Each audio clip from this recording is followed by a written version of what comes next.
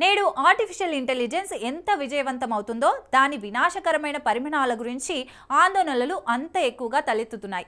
ఒకవైపు AI technology మనుషులు చేసే పనిని సులభతరం చేస్తోంది, కానీ మరోవైపు ఇది కొత్త సమస్యలను సృష్టిస్తోంది.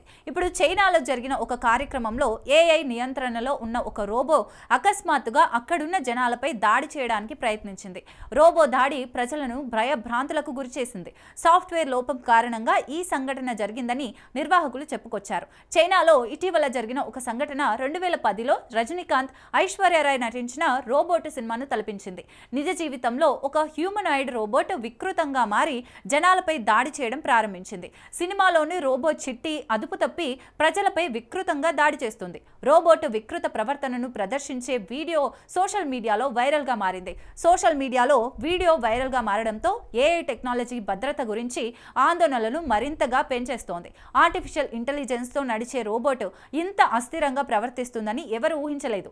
ఈ సంఘటన ప్రజల్లో తీవ్ర భయాందోళనను కలిగిస్తోంది. భవిష్యత్తులో ఇలాంటి రోబోలు మనుషులకు గణనీయమైన ముప్పును కలిగిస్తాయి అనే సందేహం కలిగిస్తోంది.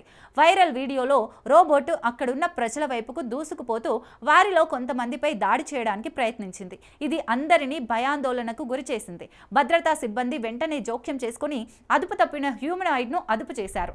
మరో రోబోట్ సమీపంలో ప్రశాంతంగా ఉంది. రోబోట్ సాఫ్ట్వేర్లో సాంకేతిక లోపం కారణంగానే ఇదంతా జరిగిందని తెలిసింది.